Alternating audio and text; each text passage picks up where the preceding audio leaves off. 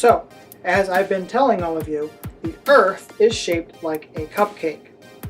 Now, it's not flat, obviously, because the way the sun goes around everything. And, ooh, sprinkle.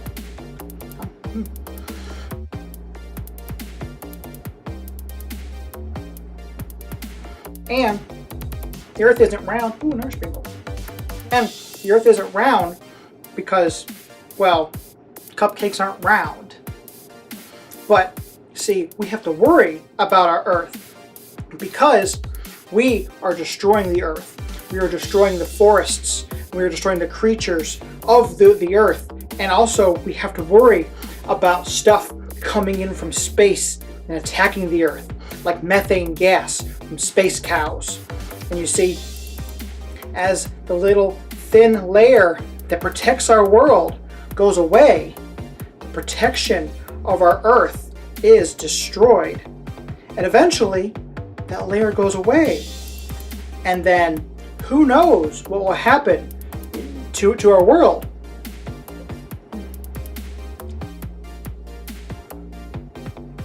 And then, a big chunk of the world is gone. So, we have to protect everything before the Earth explodes.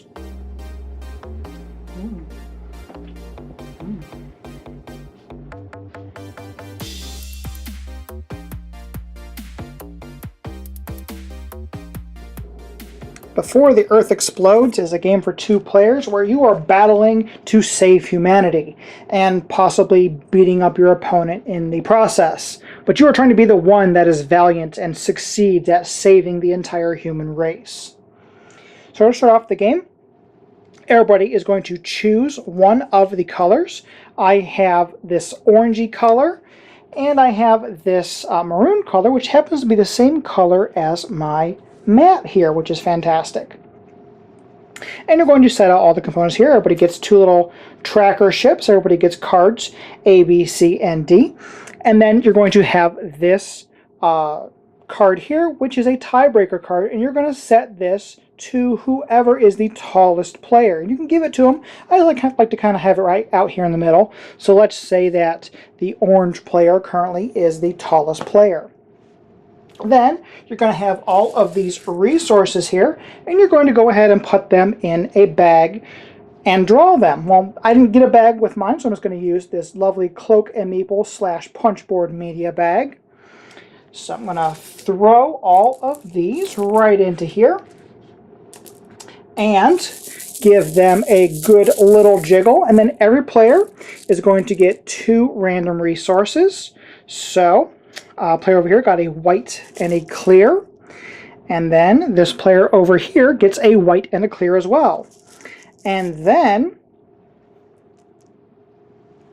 on the space quarries right up here, you're going to go ahead and put 2 resources on each of those. So those are all out. So we have white, clear, black, clear. Then we're going to go out and put 3 ships and 3 planets out. So we have some smugglers, we have an advanced civ, and we have some miners. And then we're going to go ahead and put out 3 planets here. So we have Bylon 56Y, we have Nestarvis,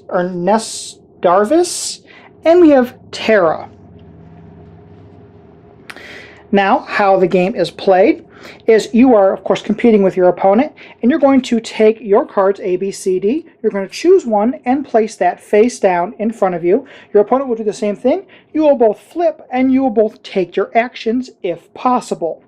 Well, let me show you what the actions are and what each of them do. So, you could take the scout action. First off, what the scout action will allow you to do was it'll allow you to take one of the ships up here.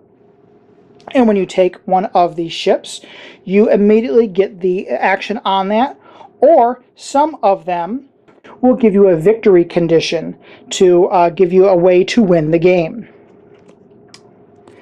You will also cancel your opponent's B if they played B, and then you will do 1 damage to your opponent.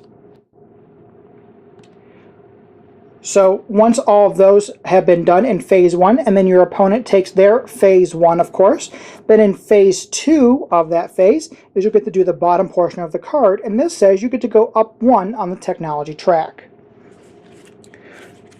Card B will cancel your opponent's C or D if they decide to take that action, and it'll do 1 damage to them if, of course, they took the C or D.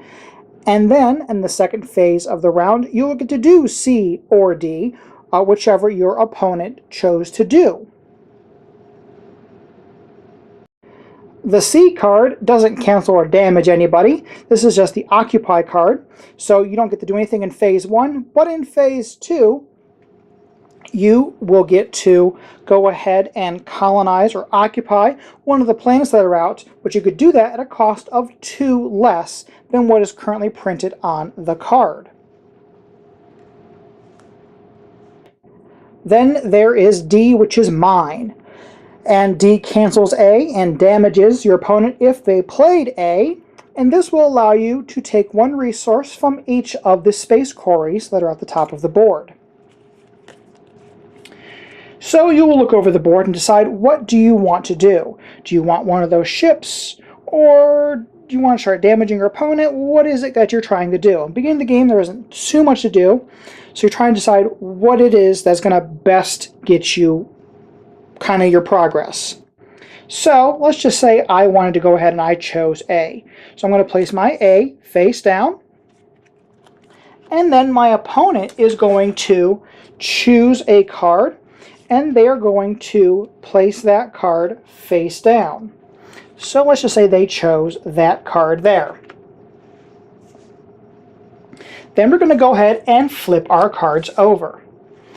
Well, I played A, of course, which is Scout, and Scout cancels B, and my opponent played B, so my opponent does not get to take their action, unfortunately.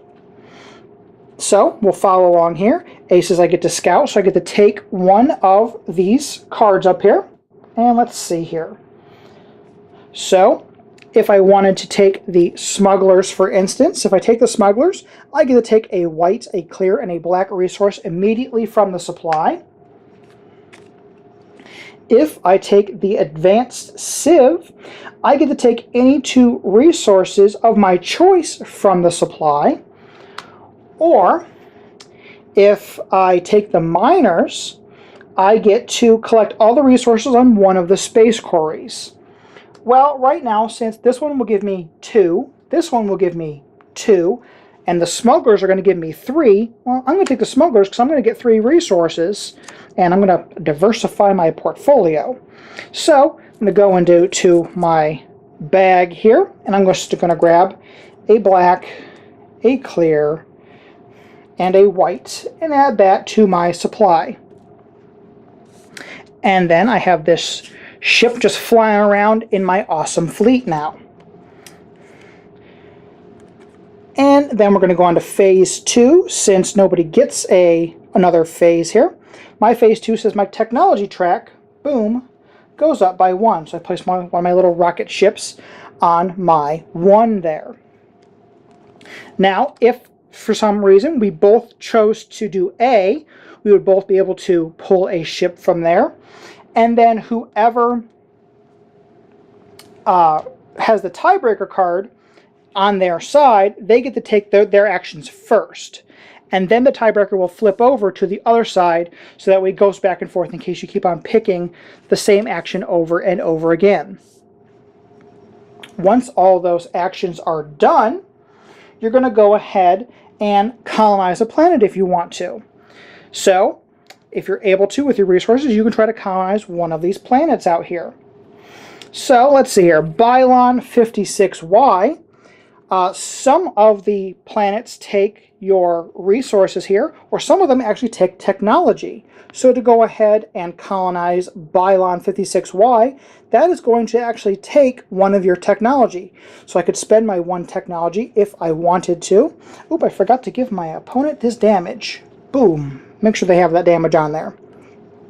So what Bylon 56Y would allow me to do, if I went ahead and took that, is I get to collect all the resources on 2 of the space quarries if I wanted to. So, Nestavaris will damage my opponent by 1, and it will require 2 of those clear resources. And then Terra requires a clear and a white, and what does this one allow me to do? Let's see here. Terra. Terra says take 1 to 3 resources of any type for an equal number of resources of your choice from the supply. So what this is, you get to exchange. So if I have, 2 clears, I could exchange 2 clears for a white and a black if I wanted to, or however I needed to go ahead and exchange some goods. Well, let's see here. You know what? I have quite a few things right here. I have 2 of these clear resources. I'm going to go ahead, I'm going to spend 2 clear resources, and I am going to go ahead and purchase Nestavaris. Now, the planets, they don't happen immediately. They happen once per turn, and once you use that, you're going to flip it over. So, not once per turn, it's a one-time action. So once you use that, you can flip it over, but it is a one-time use, and then you can use it as a free action sometime during your turn.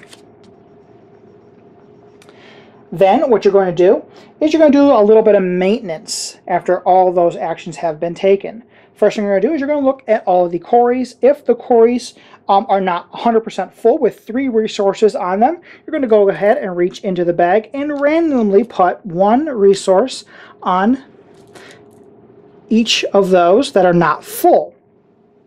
Then you're going to look at the ships and the planets, and you're going to go ahead and refill those spaces as well. So there are a couple of ways to win this game.